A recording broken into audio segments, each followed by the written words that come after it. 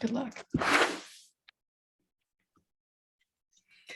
Hey everyone, welcome in. I'm just going to give folks a couple of seconds to settle their audio and video preferences and kind of settle into the virtual meeting room. But we're very excited to see you guys today. I'm going to give it about 30 seconds for folks to walk in, take a seat, a virtual seat, and we'll get started.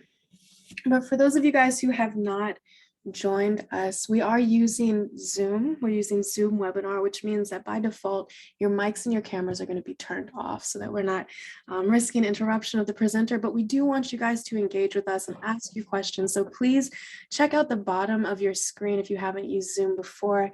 They've got the navigation panel, and we want you to use that Q&A function to ask any questions that you have. We will be taking questions in the middle of the webinar, but we'll also have a bit of time, to my understanding, at the end for more questions and more in-depth conversation. We also encourage you guys to use that chat function as well. Whether you have a tech question for us, you can use the to host and panelists directly function to message us if you have any questions about how to hear better or if there's something off with the audio. But we also want you guys to message everyone and let us know, where are you from and what's bringing you to the webinar here as well, to make it feel more like a room. But I'm seeing that we're at about, awesome, we've got a pretty full room. So I'm going to go ahead without further ado and pass the mic over to Ken Sharp, Ken, and two Kens, Ken and Ken. Thank you guys so much for being here today.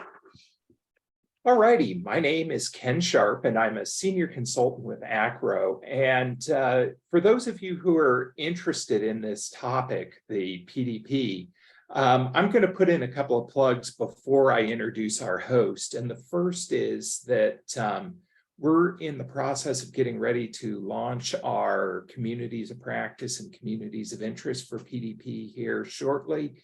Please keep your eyes out for those. The other thing is, for those of you who are going to SEM, there's going to be a couple of presentations on this topic at SEM, and in particular, there's one that's going to be jointly presented with Ken McVeary here and with the team from Northeast Lakeview College that's part of Alamo, that's talking about how they use the PDP in conjunction with their SEM plan. With that said, I'll go ahead and introduce Ken. Ken is a senior specialist with the Postsecondary Data Partnership with the Student Clearinghouse. Basically, he is here to help institutions and third parties implement and deliver the services associated with the PDP. Prior to joining the clearinghouse, he served as a chief student affairs officer and dean of students at a private liberal arts college, and has been working on the student side of the house throughout his 20-year career. So with all that said, Ken, I turn it over to you. Thanks, Ken, very much. And hello, everyone. It's a pleasure to be here with you all today. We're going to be talking about the Postsecondary Data Partnership, or as you're going to hear me refer to it as commonly, just the PDP, because it's just easier that way. And the PDP is really, I think, one of the clearinghouses, if not the most ambitious, reaches that the clearinghouse has put forward in looking to sort of serve the higher education community. But before we sort of talk about that, just in case, and I'm working on clicking on a button here to make sure I can switch my screen, but it's not letting me at the moment. There we go.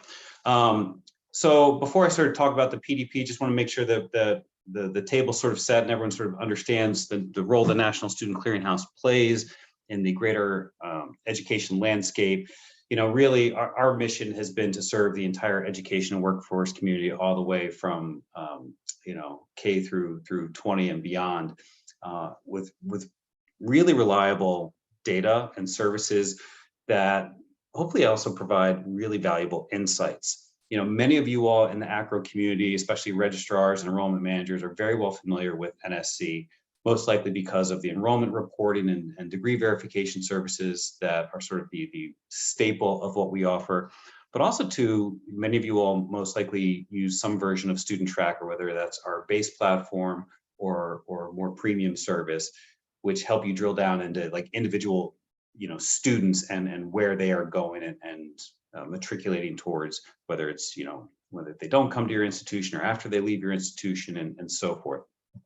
But as part of being this sort of data repository and really sort of collector and aggregator of so much data that the higher education community has out there, we've been looking for a long time now of how we can make that even more useful to our clients and to our customers, i.e. schools out there, right? And so we've been continually evolving, and that's really kind of how we arrived at the PDP. But before we talk about the PDP, I want to, and really how it's arrived to meet the challenges that higher education is facing today, I want to tell you all a brief story. Early in my career, when I was getting involved in student services, I worked for a manager, and we had a software system, and I did not like learning it the first time around. And I finally, after a year of working with this thing, keep in mind the software was 25 years old at this point, but I finally felt like I'd mastered it. I could run my queries and searches, whatever I needed to do.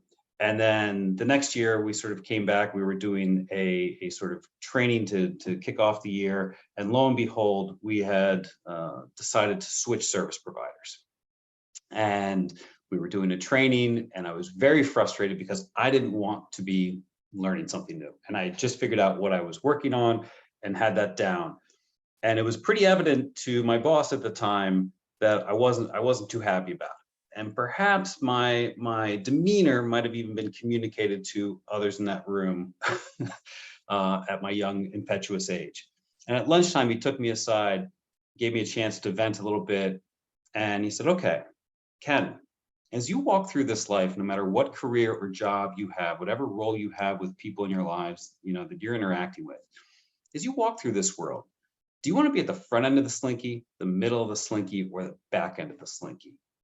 And I think I was maybe all of like 23 years old. And I was like, I think I want to be at the front end of the slinky. I didn't even understand if it was a trick question or not. And he just looked at me and goes, Ken, you want to be at the front end of the slinky, right? Like you want to be at the front end of trends and changes and evolutions that are happening, no matter what industry or job that you go into. And I think in a nutshell, that's really where the clearinghouse is trying to position itself right now. We have been everyone's trusted and secure data resource for a long time, but we're trying to take it to the next level. We know that there are challenges out there, and we're trying to be at the front end of that sort of slinky usage when it comes to data. And I think that, that's really important, because when you look at the successful institutions out there that are doing a great job of navigating the changing landscape we're operating in, they are really going about aggressively using data to understand and address the most pervasive obstacles to student progress and completion out there today. And I think one of the key things is more than just going about using data to understand it. They're trying to find ways to make that data actionable. And I think the PDP can really lend itself to that, as you'll see in just a little bit. But additionally, I want to make a connection to your world in AACRAO. I recently just read a little findings that was put out from a research study from AACRAO in partnership with Modern Campus. And that really sort of reveals that registrars in particular are really eager to contribute to this data usage. And for me, from everything that I've encountered through the years, I think really they're the data gatekeepers on most campuses. And as such, I think that they really have a pivotal role that they can play as institutions are trying to embrace this notion of data-informed decision-making. We've heard these terms now for the past couple of years, but we're in this broad continuum and spectrum of our capacity to do just that, of our access to relevant data. And I think that, especially if you're an enrollment manager on this call today, the more people that are involved in sort of student retention and enrollment management efforts and looking at data and having the right conversations based on that data, are really pivotal to your institution's future longevity and success, and not just for the institution's sake, but more importantly for delivering upon expectations for the students, right? And so with all that sort of said, I want to really start talking about the Postsecondary Data Partnership. And when I think about the most straightforward way to explain it, I always sort of land on this. I think of it as a data collection and analytics platform that's Nexus level. And so not only does it collect data from your institutions that's more comprehensive than ever before, but it's also going to be generating analytics tools for you, right? That are built in Tableau Dashboards. They're providing you better tools for analysis and gaining insights, a way of centralized reporting on your campus so that multiple people can get access to the same data. When I used to sit on cabinet meetings, I felt like every time budget time would come around, every different cabinet member would bring their own cherry picked data to the table to duke it out for limited budget resources, as opposed to actually looking at the same data set. And so having some type of centralized reporting mechanism to allow people to have conversations based on the same data, I think is important. And better visualizations. Again, having tabular data is one thing, but I always felt like I needed a 15-minute tutorial on what the table was I was looking at, versus things that are automatically put into different visuals that can help you digest the type of data and very complex data that's out there. And all that's just for the student end to help you improve student outcomes, right? But when I say Nexus level, it's not just about providing that to your institution, which in and of itself is a big win. But many institutions also are affiliated with various third parties, and whether they're membership organizations, foundations, national, regional student success initiatives that are all asking the institutions that are part of them to do data reporting. And with the PDP, it can provide basically an easy button for that. You can submit data to the PDP and then allow the clearinghouse to share your data with a third party, therefore minimizing the amount of reporting you have to do. So it's really sort of a win-win situation for all involved. All of this, of course, is going to continue to make more sense as we sort of unpack this PDP thing. But I think one of the key things up front to share with you all is that paramount to the PDP success, we wanted to build a better mousetrap. And most higher ed research data that's out there is really just focusing on first-time, full-time fall enrolled students. And when we do that, we are missing just an enormous swaths of our student population. And it's very hard to accurately assess what's going on with certain populations or subpopulations. It's hard to really move the needle on student success when we're not addressing perhaps the groups that are most in need of additional supports. And so we wanted to go about capturing information on all new students, right? And so we're looking at not just our first time fall enrolled students, but we're also looking at transfer in students, we're looking at part-time students, and we're looking at all terms that they're starting. We built this sort of data collection and analytics platform to be intended for use by the entire higher education ecosystem, 2-year, 4-year, public, private, online, in person, you name it. We wanted to be able to capture metrics that pertain to the entire sort of academic life cycle, right? Every part of that student journey from enrollment and access to these early momentum metrics, which you're going to hear me talk a little bit more about, and then our more sort of traditional outcomes, longitudinal type outcomes over time, transfer out information, type of credentials conferred, many of the type of metrics that many of us in higher ed are very well versed in, because that's how we've been judged and measured as a sector for a long time. And then we also wanted to give people better insights around sort of transfer mobility, right? Because I think that's also valuable in intel. And then over there, I just went one slide too far, give me 1 second.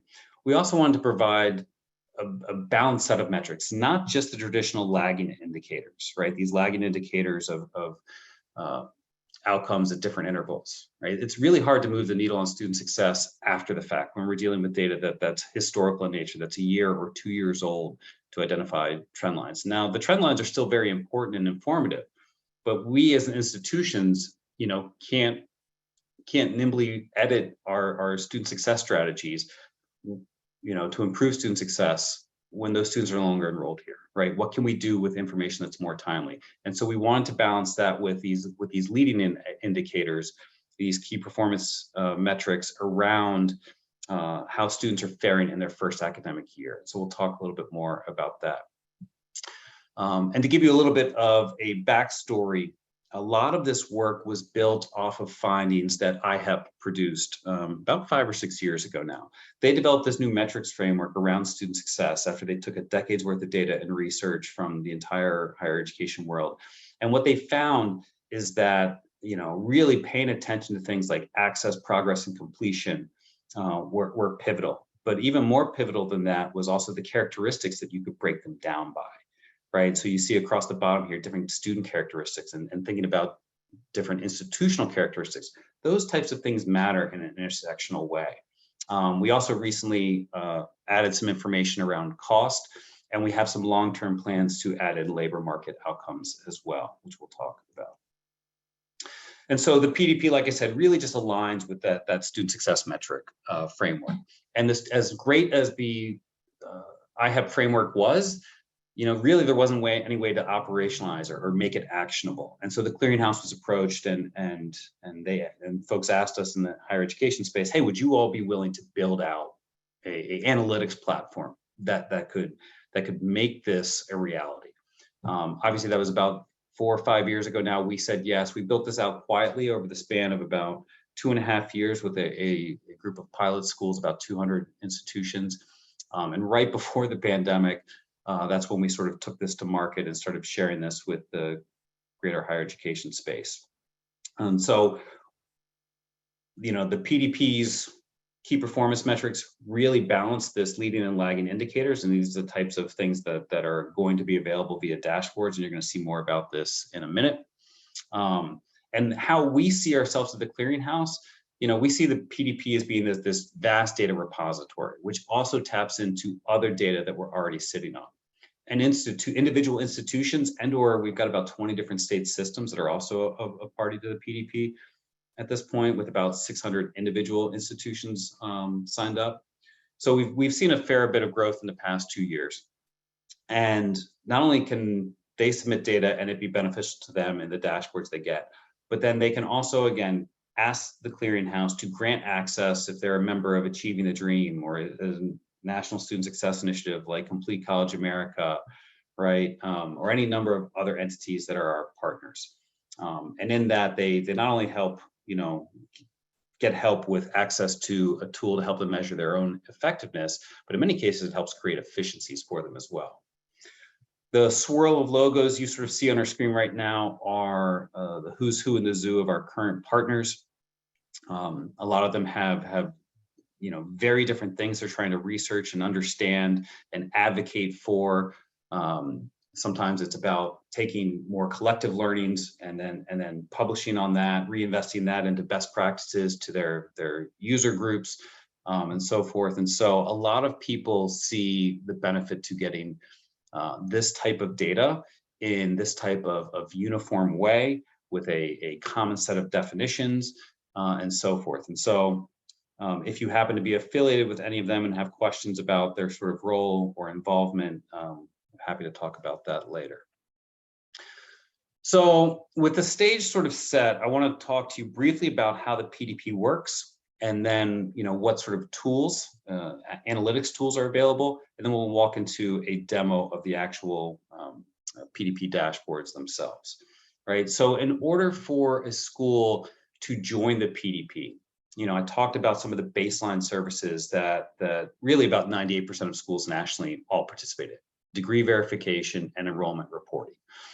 And nothing changes with that. That stuff continues. But on top of the regular files that you submit to us for those two things, schools that join the PDP need to submit 2 additional files. One of them is a course file, and the other is a cohort file.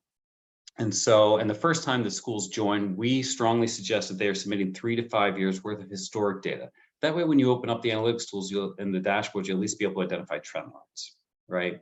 And so that first lift can be a little bit hefty, right, to sort of backfill that data into the system. And when you look at these types of data points, right, these are things that maybe haven't been previously submitted to the clearinghouse. And even though these are just a snapshot, this is not all inclusive of the data elements that the PDP can collect. But this sort of snapshot, I think, can get your gears turning of, gosh, if I had easy access to this type of information, how could I start digging into that data? Because there's a lot of really neat characteristics there. I will tell you at this point, there is an optional third file. These two are required. Some of the data elements are required. Some are required but allow you to submit unknown, and some data elements are optional, right? In addition to these two files, though, there is an optional third file, and that would be financial aid.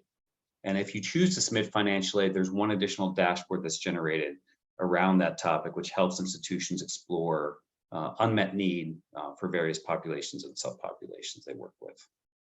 So, really over here, the little purple institutional icon, institutions that join, they're going to submit their course and cohort file and an optional financial aid file if they so choose.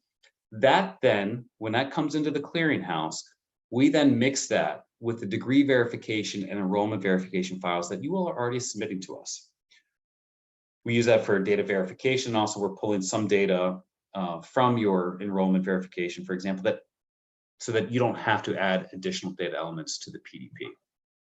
That giant data soup is then what we use to populate your Tableau-powered dashboards. One of the things that's super cool about this, I touched on it very briefly, but you can grant access to anyone on your campus to see these dashboards, to log in, get their own sort of user account. And that's really beneficial, especially if you're in an IR shop, right? If you're in an IR shop, you used to hate dealing with people like me when I worked on the campus, because I was the guy who would go to the IR shop and I'd say, hey, could I get a report on this group of students? I'm really curious about X, Y, or Z. And they would roll their eyes at me and say, sure, Ken, let us get through iPads reporting and then we'll get back to you. Give us about a month. And I say, okay, cool. And then I would get said report. And then once I saw that data, I was like, ooh, now that I see it this way, could you run it again and maybe splice in this characteristics or break it down by this? And they would begrudgingly say, sure, right? And that's how a lot of us tend to function, even still today. And I think that getting people access to basically learn how to fish for themselves, right? To do it in real time from their own sort of place of interest around the same data set is incredibly powerful. If you could have your chief diversity officer, your CFO, your provost, your registrar, your ROM, all looking at the same type of thing, well, that really allows for, I think, some powerful conversations to happen, right? And so that's just a really neat sort of function. But in addition to the dashboards, which is all aggregate level data with a whole host of filters that you can really drill down into various populations, you also get back analysis ready files. And the analysis ready files, unlike the dashboards, they're given back to you in this sort of wide Excel file format. It has all the key performance indicators in it, but it also is given back to you with student identified information. So then you can really start thinking about how you might want to take action to support students that might be at risk from continuing their own academic journey. All right. And then this orange box down here is really meant to denote that you have the ability to share access to your data with the interested third parties, right? So we're getting closer to the actual fun part of this, where I'm going to pull up the demos here. In terms of the dashboards that institutions and third parties have available to them, right? We have some high level dashboards, executive summary, an enrollment dashboard, which for those people in this community that happen to be touching enrollment management can be really insightful. Financial aid, likewise. Now, the financial aid thing, I should point out, I've mentioned that you can get sort of unlimited access on your campus to all these dashboards from whatever chair you're sitting in. And while that's true, financial aid dashboard does have one sort of additional caveat in the way of sort of an additional security mechanism. So we make it an optional file to submit because there's a lot of different sort of interpretations on the federal guidance of what information in there is okay to be shared and with whom. For schools that feel like this meets that criteria and want to share that data, then they can. We build this extra dashboard. But according to the guidelines that exist out there, only people that have the need to assess the administration of financial aid should have access to that, right? And so that does limit the players on your campus that are going to get access to that singular dashboard, but all the other ones are open for everyone. Right, so we have these early momentum metrics, credit accumulation rate, credit completion ratio, and gateway course completion. These three are all about how students are performing in their first academic year, right? That's just the first academic year. And what came out of IHEP's findings was that, hey, higher education, if you can move the needle on these three metrics, you're going to improve retention and you're going to improve credentialed outcomes, right? That was their big finding. Right. And for me, because this is my slideshow, I also have a term-to-term version of retention persistence thrown in the early momentum metrics. But you'll see when I pull up the dashboards that, according to the Clearinghouse, we more broadly define that as one of our traditional outcomes over time. But because I think you can take action of it, I put it in the early momentum metrics. These are the more traditional outcomes, as I've talked about, are retention persistence. For us, by the way, retention is retained at your institution. Persisted is they have persisted on their academic journey anywhere in the higher education landscape. So they might have left your school, but are still now taking courses or achieved a credentialed outcome somewhere else. We've got a transfer out dashboard, some more sort of general outcomes, and the credentials deferred in time to credential. The ones here that are in green, this should also get folks pretty excited, because those are ones we've not only built individual school dashboards for them, we've also built benchmarking versions, and you can benchmark against other PDP participating institutions, and we'll talk a little bit more about that in a minute. And then on each and every one of these dashboards, all of these filters are available, and that allows you to apply them in any combination that you can think about. And most other dashboards that I've seen out there, maybe allow you to do gender and race, or gender and race, and maybe one other thing at a time. And I think one of the things that we've learned over the past, 5 years or so has really been that our students are a lot more complex than we have put them in these more simplified boxes, right? And I think when you're able to apply this sort of intersectional approach to exploring our students, it really allows you to dig into revealing either closing equity gaps, and proof positive of good work that institutions are doing, or reveal maybe previously hidden ones that you as an institution weren't even aware of. And so with that, I'm going to share a different screen. Are people able to see this right here? Maybe yes, no? Yeah, I'm seeing your screen. All right, excellent, thank you. Not a problem. So these have been dormant for a while, so they're just going to take a hot minute to load. So essentially what we have here, this is the landing page, that where you join and submit your data. This is, you'd log in and you'd see something like this, right? So here are all your different dashboards you have available. We're going to start with taking a look at an enrollment dashboard real quick. And so if I click on this, it's going to open an enrollment dashboard. I'm going to switch this into full screen mode once this reloads. Most of the dashboards are all built very similarly. Some of them have their own sort of very specific nuances because of the type of metric. So obviously outcomes might matter at 2, 3, 4, 6, and 8 years, right? And so there might be some additional bells and whistles. This one in particular has some call-out boxes across the top. Most don't. Most are built on a 4-quadrant grid that you'll see when I pull up one of these other ones. But all these dashboards basically come pre-populated with all of your aggregate level data. Additionally, across the top, these are all the filters I was talking about, right? So if you wanted to drill into a very specific cohort year or range of years, you could do that. Cohort term, right? So if you wanted to toggle back and forth between, gosh, our spring term starts students, I wonder how they're doing versus our fall term, you could take a look at that. Type of credential type they're seeking, right? Attendance, full-time, part-time, dual or summer enrollment. This is really helping you dig into students that are currently enrolled at your school that previously had done dual or summer enrollment work there, right? Age groups and ranges to choose from. Race and ethnicity, a whole host of options. Then we have gender, Pell Grant status, first generation, essentially all yes or no. College ready in math and English as defined by the accepting institution, but then even GPA range by 0.5 increments. And again, anytime you have got a lot of boxes here, it's a multi-select function. So if I wanted to, take a look at how, various classes of enrollment here that might be involved in the murky middle are doing, right? Like I can click just that range of students instead of all of them, apply, it does its thinking, and then spits out a different visualization for me.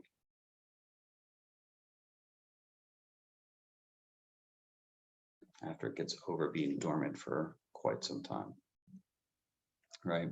And so you can sort of see all the visualizations change after I sort of apply these different things.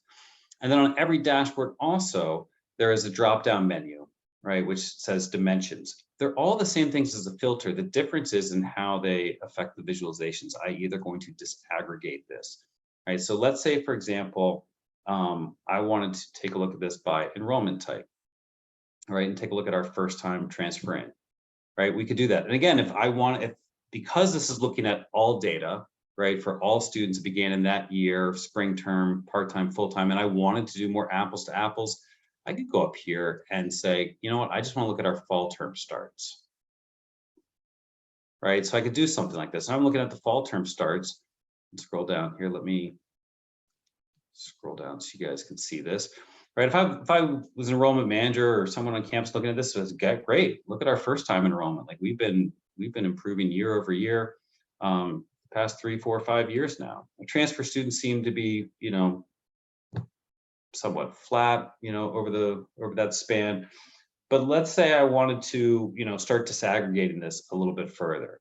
Let's say that I wanted to isolate something like, actually, we're not going to isolate it. Let's just show you the other ways we can disaggregate this real quick. Let's look at something like race, right, and ethnicity. So if I'm looking at this, right, okay, I'm going to start seeing various trends. Now, most enrollment managers I've met in my lifetime are painfully aware of their numbers, I think 24 hours a day, every day of the year. But nonetheless, the ability to quickly jump in and start seeing things even more quickly, I think could be a tremendous help, right? To understand, what's going on. In this particular case, if I hover over this, this is showing me that our Hispanic population at this campus has really been growing dramatically over the past 5 years. So that could be based on any number of things, right? Intentional recruiting efforts, demographic changes in your area, what have you. But I think there's a lot of different things that you could look at here. You could also look at this by, say, GPA range. And this isn't GPA range in high school. This is GPA range based on what they're obtaining in college, at their university, right? And so if I look at something like this, like, okay, our 4.0 students, great, they seem to be growing dramatically over that time, right? Same as our 3.5 and 3.0, like all those are up here at the top as you would expect, by and large, and to see the number of students achieving a 4.0 and better, to see that growing, like I'd be thrilled to see that, right? But I don't know about anyone else, but when I look at, like, even though this is demo data, if I came across something like this that also showed me a pretty rapidly growing number of students that are achieving a 0.0 to 0.5, I would be concerned, right? And so being able to quickly look at this type of data and see it, sort of ascribe to a certain sort of year, and then think about, now if we sort of zoom out from something like this, we can think about how maybe you might be able to, at an institution, sort of start tracking a through line, right, from access, right, to like this type of enrollment dashboard, to these early momentum metrics and their progression, right, to then the sort of more traditional outcomes of retention and how long it took them to receive a credentialed outcome, right, and even transfer out, like did they matriculate on and were they successful elsewhere in higher education. Now you can start to think about how to layer this to get a much more comprehensive picture around enrollment and what maybe trends you might be able to anticipate. I've watched the fights play out on campus between a CFO of like, well, we need more people in seats in the classroom, in order to pay our bills, or we need more heads in beds.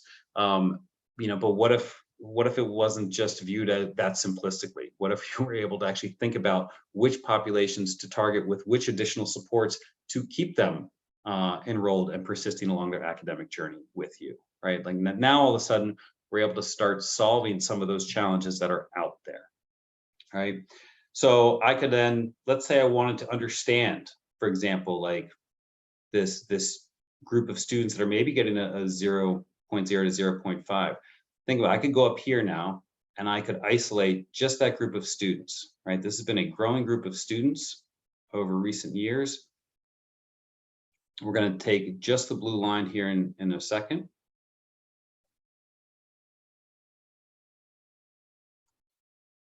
This really doesn't like it when I stop clicking on it today. There we go. Oh, I did the wrong GPA range. I did 0.5 to 0.1. My apologies, everyone. So let's say we sort of just take a look at this group, right? Again, this group has been growing. By the way, this scales, it's the exact same blue line, it just scales for easier digestion. But this accounted for over 260 students in this last year. Before that, it was 170, before that it was 148, right? And anything in these dashboards, you get this call-out box, you know, it highlights the year, highlights corresponding years and other quadrants, and it does all the math and thinking for you, right? So, I mean, just as recently as 4 or 5 years ago, this was only, you know, about 50 or 60 students. And all of a sudden in a very short time frame, that's jumped up to 261. But now that I've isolated that group, I can think about how else I might want to, what am I curious to learn about this group of students, right? Maybe I want to look at this by something like gender and see if that tells me anything. Okay, so it seems like male and female seem to be fairly comparable there. What happens if I look at this by something like Pell Grant status? All right, so now I'm finding that, you know, of that 260 in this most recent year, you know, 183 of them were Pell recipients. Now, both are growing, but I think you'd be able to sort of see here that there is a widening gap here between Pell Grant recipients and non-Pell Grant recipients, right? And that could lead to conversations, right? You could also look at this by something like race and ethnicity.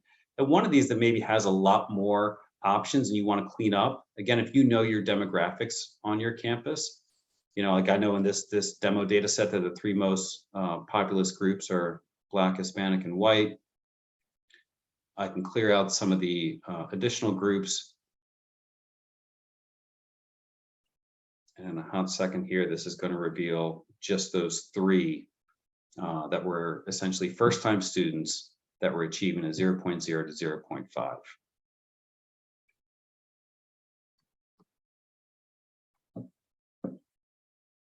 I think my Wi-Fi is fighting me today where I live in Maine. I hate it when that happens.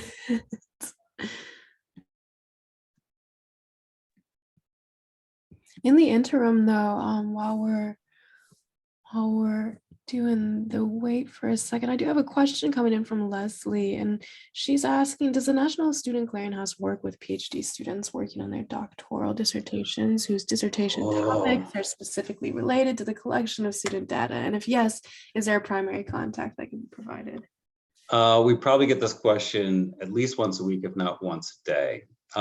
At the moment, we don't.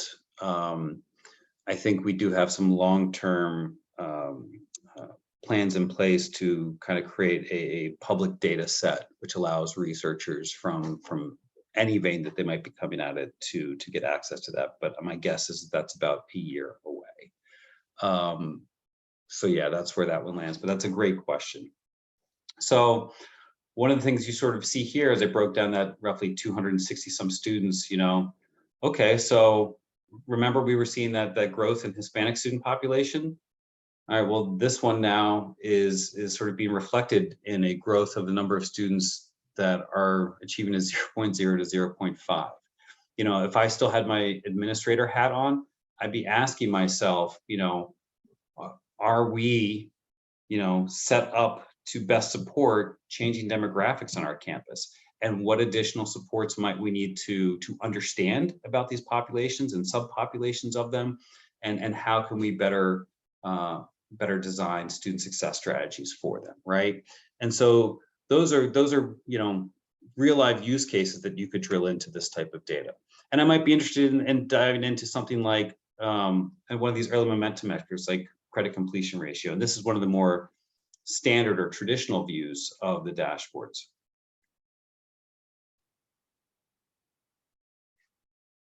Which is not going to be a blank screen when it populates. But again, my Wi-Fi is loving me. So this is that traditional 4-quadrant grid I wanted to sort of point out. One of the things I really like about this, knowing you can give access to a lot of different users on a campus, you might give access to credit completion ratio to someone in student affairs that might not, like, what is first year credit completion ratio and why should I care, right? So almost all these other dashboards have this prompt quadrant of guiding questions, right? How successful are your students at completing the credits they attempt in their first year? Which students are and are not finding success? How many credits do they attempt on average and how many they end up completing, right? And that can really start to help to guide initial inquiries. And so with something like this, you know, you could delve into this the same way. You could look at this by enrollment type like we did before. Maybe all of a sudden you're seeing, gosh, our transfer in students seem to be faring much better than our first time students relative to credit completion ratio. God, I wonder what's going on there. And okay, sure, this is the pandemic year, but how does that explain why our first transfer students seem to be doing much better? Again, I could do the same type of logic I applied before, go in here, isolate just our first-time students, you know, apply, isolate that, and think about different ways to disaggregate that, to drill down even deeper. You know, I could then think about, okay, well, again, let's look at this by something like race and ethnicity, and we apply the same type of thing we were looking at before, right? To see how students are faring in their first academic year with this. Now, all of a sudden, I'm seeing that, you know, okay, back in 1920, our white students accounted for 324. On average, they were attempting 31.2, and ended up earning 29.2 credits, and their credit completion ratio was therefore 91.3. Our Hispanic students were fairly comparable at 90%, but our Black and African American students really, you know, solid, what's that, you know, 7 percentage points difference. And then down here, it really sort of jumps to almost a 12 percentage differential, right? And one of the neat things about this is that there are different ways to take action on these visuals and to represent things that you're finding, right? So first of all, if you come across a gap that's either closing or widening, you want to look at it from a different vantage point. There's a tab across the top, which helps you then dig further into this. So let's say we wanted to compare our Hispanic and African American population. I click on two values. Longitudinally, you need to get used to being here on the vertical axis, but the percentage differentials across the bottom. Same type of functionality here. Anything that has data and I hover over it, it's going to tell me what I'm looking at, does all the math for me. So it's telling me back in the 14-15 year, there was a gap of basically 9% between these two populations, right? Over time, looks like maybe we're making some progress, you know, but this past year, you know, it jumped up to that thing. And so, you know, what is the story this tells? What is the you know, insight that you can gain? What are the conversations that you can then take action on? And anything that you come across that has you know, useful data, you can kind of go back into a sharing function, right? So if I come across data and I know, gosh, I need my provost to see this right now, right? And I know they have access to the data, I can go into share. I can take this link, put it in an email and say, hey, take a look at this thing that I just found. It's going to open up right to things with all the selections you've already made. Anything that travels with you, right? If you've made any selections down here, there's a breadcrumb trail across the bottom. Additionally, you can very easily sort of just take an image, create a PDF, or even embed it right into a PowerPoint before you walk into a cabinet or a board of trustees meeting or what have you. And that too is, I think, just really handy to have at your fingertips. I want to be conscious of time. I could keep going on these dashboards all day long, but I got a couple other things I want to jump back into the presentation. Some is still dashboard related, but just so you kind of get a bigger picture. So I want to take a look briefly about the financial aid dashboard. I actually don't have this built into my demo set just yet, because we just added this new dashboard and we wanted to prioritize getting it out to our institutions first. And so that just got generated this past summer. But really, this is helping you all take a look at you know, different groups that might have funding gaps, you know, how that might have changed across cohort years. This dashboard we've built visually a little bit differently in a more sort of a scrollable PDF style, but it has all the same different filters that the other one does, right? And so if I zoom in on sort of like the first visualization, this is really looking at cost of a test, cost of attendance, right? And so up top here, you sort of see year over year. right? And that's the purple line is the average sort of cost of attendance, expected family contribution, the grant aid, and then the red there is unmet need that might be a burden to your average student. But then additionally, you can pick any one of these filters to break it down by, right? So you can get the average cost of attendance by race and ethnicity in the first academic year, or maybe you want to switch it to first generation status, or a combination of those things, right? And so some very interesting things you can do there. And then there's a second visualization on there, which breaks down, subgroup populations, right? So you can then look at the share of students with unmet need and by what type of threshold, right? Are most students, have unmet need that's, in different, what are the ranges there that they have? Do you have some that have big gaps of need, smaller gaps of need? What are the things that you can potentially take action on as an institution? And then I want to make sure I talk about benchmarking, because I know that's always a very intriguing interest to institutions out there, right? When you get into a benchmarking dashboard, your institution is here on the left-hand column. Who you're getting benchmarked against is here on the right. Who you're getting benchmarked against is any PDP participating institution, again, which I said was about 600. I would say at this point in time, about 55% of those, 50 to 55% are two-year institutions, about 30 to 35% are four-year publics, and the remaining 10 to 15% are four-year independents, although we're having several conversations on that front to get that number up.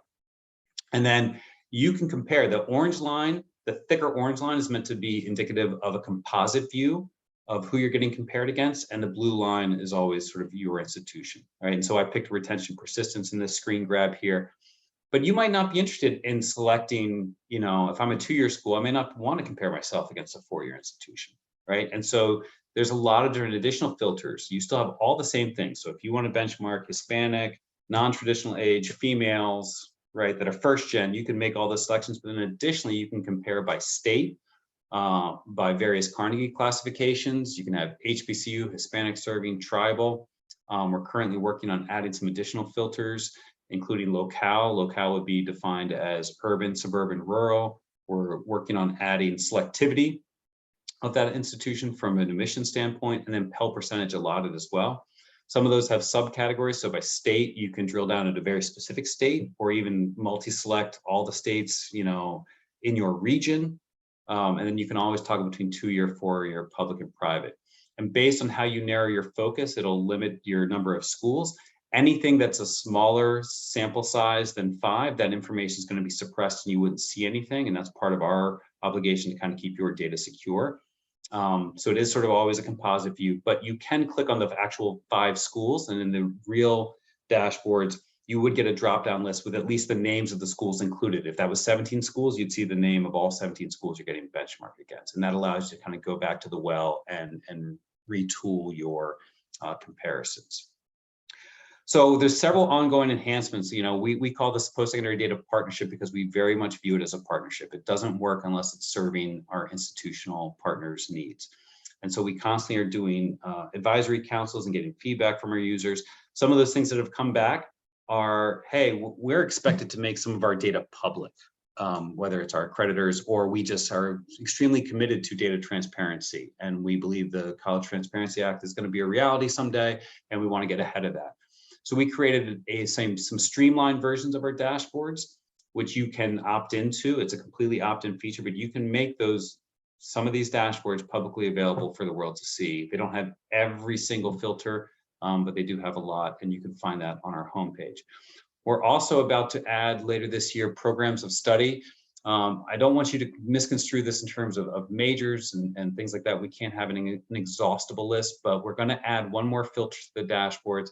And right now, the solution looks like we're going to land on it is landed on the 2-digit zip code.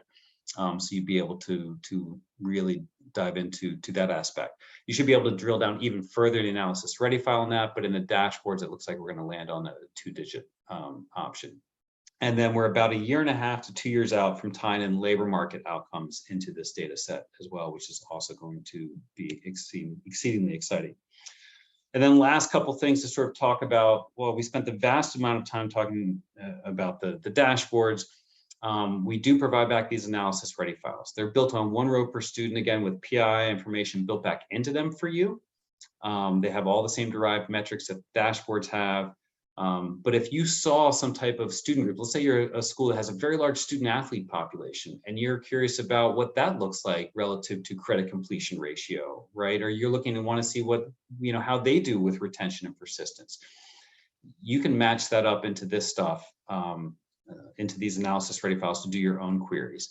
And we collect even more data in the PDP than we have the ability to create filters for, right? So we're collecting information on course instructor level. Are they adjunct? Are they a full-time professor? Course modality, is it in-person, hybrid, online? A lot of different things like that. We're collecting information if you happen to be a school that's working with incarcerated student populations. And we even got customized fields in there as well. So if you wanted to start creating your own sort of naming conventions for data you're submitting to track various groups, you can build that into your data set for then retrieval in the analysis ready files. This is just something that some of our early adopters and users have said about the PDP. That'll be in the slide deck for afterwards. We're a national nonprofit. I always feel like it's important to sort of talk about providing full transparency with potential partners.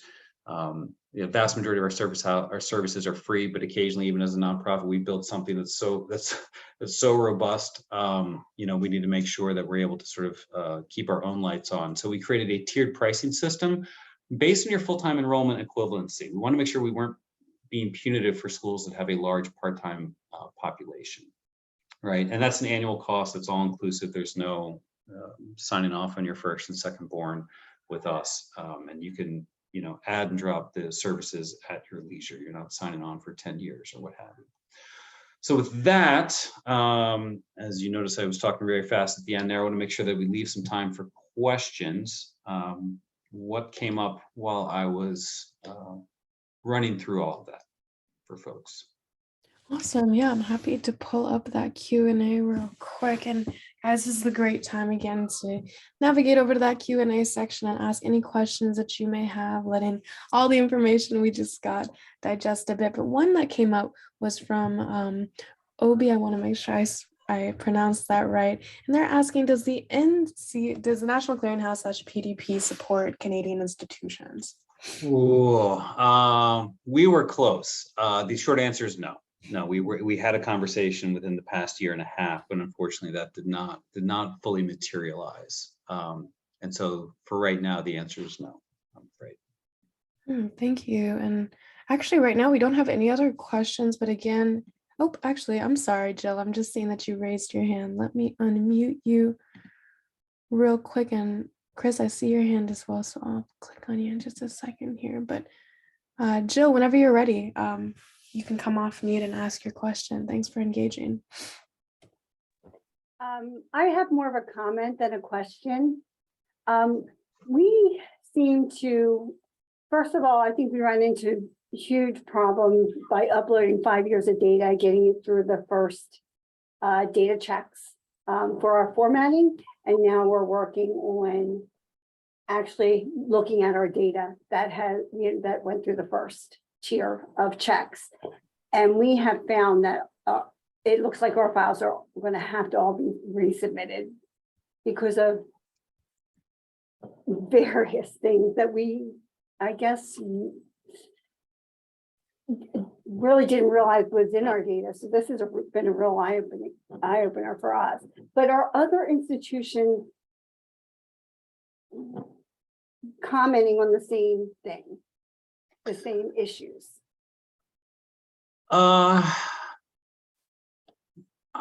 The best way to answer that, and by the way, Jill, I definitely want you to share with me what school you're at, and if you don't want to do it right now and want to send me an email, that's fine. But I want to make sure that we get you connected to our PDP support folks to help you troubleshoot that.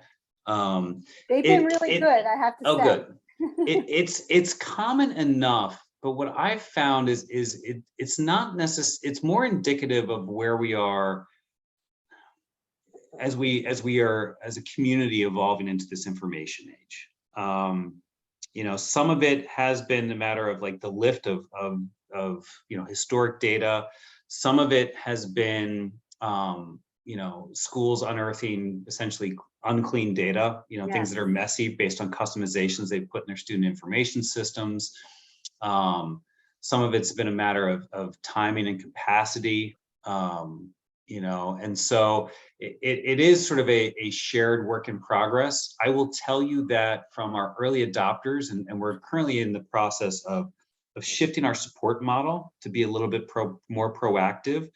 I think from the early vantage point when this PDP thing was sort of first shovel in the ground is, hey, we're going to be the repository of data like we've been for everything else. People are they're used to submitting us files, and so this will just be a bigger file. Without really stopping to ask ourselves, like, how much customization have people done their student information system? How much is staff turnover, and how people previously coded things in their system? How much more challenging is that going to make it? And so we've heard those lessons from those early lessons and are actively trying to apply them. It's one of the reasons that we're working with groups just like AACRAO to essentially do some, and Ken's been great about this, doing some listening parties to try and understand where those pain points are, because at the end of the day, this is about data transformation. Even if it's not the PDP, the tool you land on, like at the end of the day, this is about how do we really tap into the data we're sitting on. We're data rich, but information poor. Yes. And we've got to find some way collectively as a community. Now, longer term, we at the Clearinghouse think the PDP is sort of the feather in our cap and the crown we want to wear of sort of like what we have to offer. But I'm not going to sit here and say that I believe that data submission is easy. And I think that that's something that collectively we are working on solving for as a community to make it a little bit better. Okay, well, that makes me feel better, because honestly, this has been months in the works. And when we finally got the 5 years uploaded and found out there was a second tier of verification of the data, actual data, that was a bit of a hiccup for us. And I can see that it's probably going to take us another few months to get where we need to be again. It's a time-consuming thing, but the outcome is going to be so wonderful. So yeah, and that's the fundamental question. And I have this conversation with schools, on a weekly basis. Like as a nonprofit, I don't need to worry about unethically trying to just get your business. Like I want people to make informed decisions. I want you to look at your own data, ask yourself if you're ready for this, and then be able to sort of like decide when the time is right to make the juice worth the squeeze, right? And the good news is that once the files, and that process internally gets built, what I have heard from a lot of our early adopters is that it gets easier and easier each successive time. And I've talked to IR folks in particular over the past year and a half. And one of my favorite stories was talking to one of them, was like, your life's going to about to get a lot easier once you do this, because you're going to not have so many people barrage you with annoying questions. And that's the department I'm in, so thank you. Right. Well, I talked to them 6 months later, and they were telling me, Ken, I'm getting so many questions, and I started having palpitations. And I was like, oh my gosh, I'm so sorry. They're like, no, you don't understand. Like, I'm getting research questions before I just got requests for reports. Now they're looking at things themselves and saying, can you help me understand what I'm looking at? Like, is it because of this? Like, how could I dig a little bit deeper? And then it's more of a problem exercise and problem solving than it is just reporting. And so that they were like, I'll have those questions all day long. That's the end game. Yeah, and I have to say, I am in South Carolina, and our state tech system has invested in this project. So we are all in it together, which is wonderful. Yes. Thank you. You bet. Thanks for hopping on there, Jill. And I'm looking at the time, and we are actually at almost 3 o'clock. So I do want to thank both Kens again. Thank you guys so much for being here. Thank you for your time and for hosting this conversation for us. I'm going to go ahead and launch a quick poll for those who are on with us real quick, just to gauge interest in another conversation. So we'll go ahead and launch that poll. If you guys could just take 2 seconds to share your stance on that. And again, we do encourage you guys to follow up. The contact information for Ken is on the screen. Awesome. Oh, it's really exciting to hear that the majority of folks are looking for a continuation of this conversation. That's awesome. Oh, thanks for putting your email in there in the chat, Ken. And I'm happy to leave it open for a couple more minutes if there are any remaining questions, but if not, we will wish everyone a fantastic afternoon. I'm going to give it maybe 30 more seconds, but once again, Ken and Ken, thank you guys both so much for your time and your energy and for taking the time to join AACRAO today to discuss PDP within CS. NSC. Alrighty, guys, thank you. And Ken, I will follow up with you guys both by email post webinar. Thanks, everyone. Thanks for having me today. Awesome. Thank you, guys. Have a great one. Thank you all. Thank you. Bye.